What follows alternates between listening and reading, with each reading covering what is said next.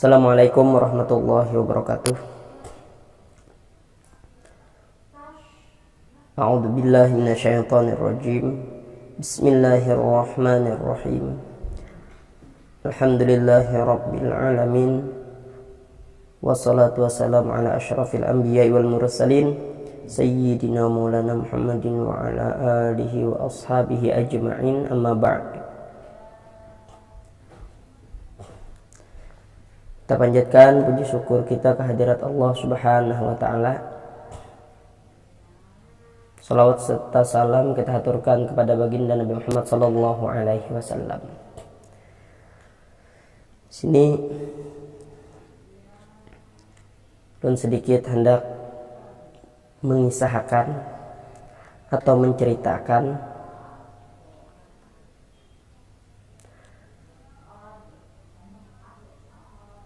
ada seorang lelakian yang menukar budak.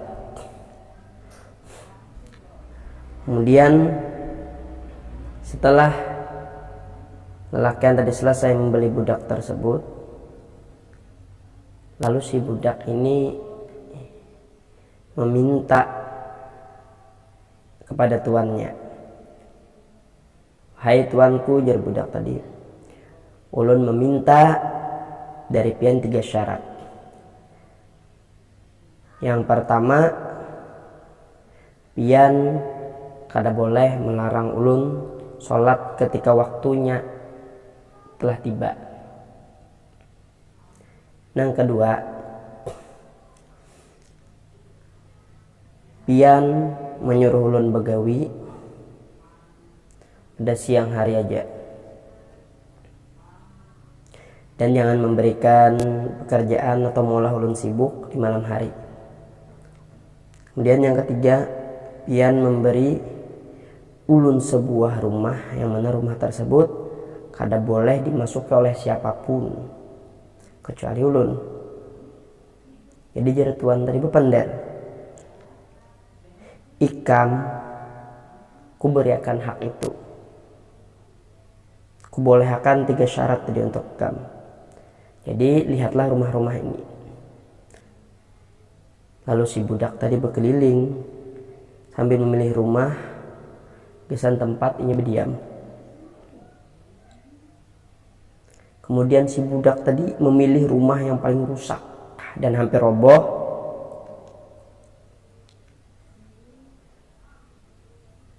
"Mengapa ikam memilih rumah yang roboh ini?" ujar tuannya tadi. Dijawabnya oleh budak tadi, "Hai tuanku, nah supaya pian tahu bahwa rumah yang roboh yang bersama Allah." Artinya rumah ini walaupun kelihatan rubuh, kada bagus, buruk, tapi jika orang di dalamnya tadi gemar mendekati Allah Subhanahu wa taala, maka sejatinya rumah tadi itu seakan-akan berdiri lebih tegak, bagus daripada kebun-kebun yang bagus. Tuannya pun terdiam mendengar jawaban budak tadi. Pas malam hari, si budak tinggal di tempat itu. Suatu malam, tuannya tadi mengundang daripada kekawanannya untuk minum dan bersenang-senang bersama, artinya saruan. Ketika tengah malam dan teman-teman si tuan tadi telah pulang, ia berkeliling di antara rumah-rumahnya. Pandangannya jatuh, jadi orang ini berkeliling mengelilingi rumah si tuan tadi daripada tamu yang diundang tadi, dan orang tadi, semua orang daripada tamu tadi itu mencangangi daripada ruang si budak tadi. Cangang orang dengan ruang budak tadi. Lalu tiba-tiba di sana di tempat si budak tersebut terdapat pancaran-pancaran atau sinar-sinar daripada cahaya yang bergantung di langit. Pas itu si budak masih keadaan sujud bermunajat, yaitu berharap meminta ampun, kemudian berdoa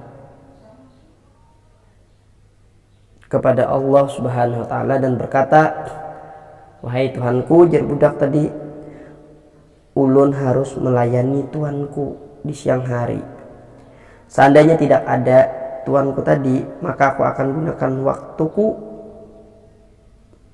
Seandainya tidak ada Tuan ulun tadi, maka akan ulun gunakan waktu ulun gesan pian, baik siang ataupun malam. Maka ampuni aku ya Allah." Jadi budak tadi meminta ampun karena masih ada waktu yang terlepaskan untuk melayani Allah Subhanahu wa taala. Tanpa beranjak dari tempatnya, tanpa pindah, si budak tadi itu kan tanpa pindah daripada tempat ibadah tadi, majikan itu terus memandang, melihati lawan budaknya kan dengan rasa takjub. Jadi tuannya tadi melihat budak tadi yang di rumah yang roboh tadi itu terlihat pelita-pelita cahaya dari langit, maka si tuannya tadi itu takjub, heran sampai subuh kada guring, sampai terbit fajar, sampai pagi. Kemudian pas pagi cahaya-cahaya tadi hilang, jadi terlihatlah atap rumah yang seakan-akan hampir roboh tadi itu. Setelah itu dia datang kepada istrinya. Jadi tuan tadi mengisahkan lawan bininya apa yang dilihatnya malam tadi. Jadi pada malam akan datang, tuan lawan istrinya bersengaja mengintip daripada ruangan yang hampir roboh milik si budak tadi di luar. Jadi mereka melihat lagi sama seperti apa yang tuannya lihat sebelumnya.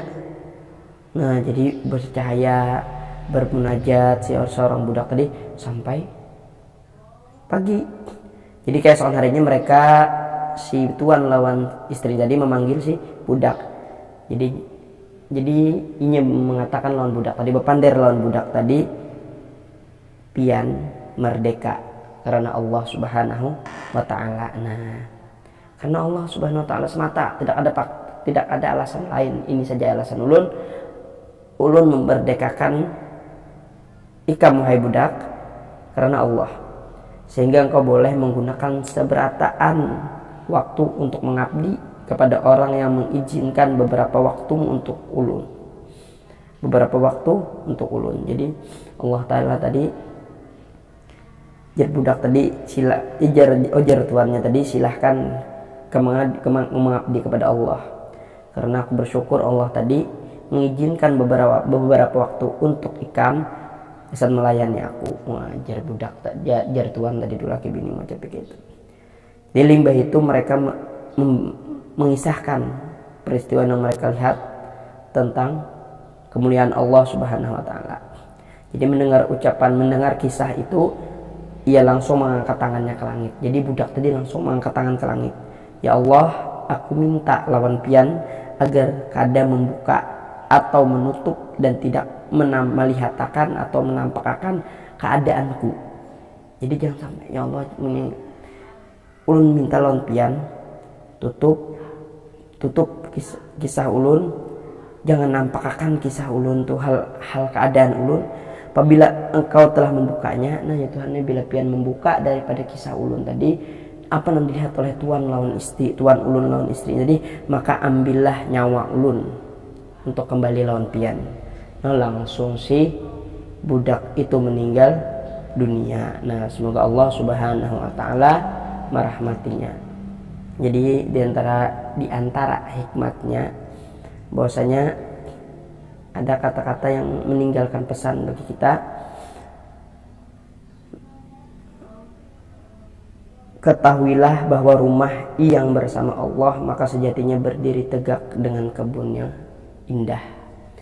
Jadi rumah yang hampir roboh jika penghuninya sering melaksanakan daripada sholat fardu dan sunnah, mengamalkan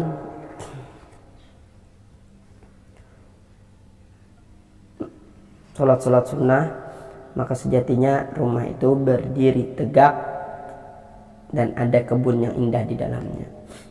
Walaupun rumah tadi berdiri kokoh, bagus, mewah, tapi penghuninya tidak melaksanakan daripada sholat, maka rumah itu seakan-akan dipandang oleh Allah Subhanahu wa Ta'ala adalah rumah yang roboh. Jadi itu saja yang dapat kita ambil daripada kisah tentang keutamaan seorang budak yang senang beribadah kepada Allah Subhanahu wa Ta'ala di malam hari. Jadi bila ada kekurangan dalam kisah tersebut, mohon dimaklumi, itulah kekurangan daripada ilmu kami. Mudah-mudahan ini bermanfaat. Jadi jika ada salah kata, mohon dimaafkan, minta halal minta ridho dunia akhirat. Wassalamualaikum warahmatullahi wabarakatuh.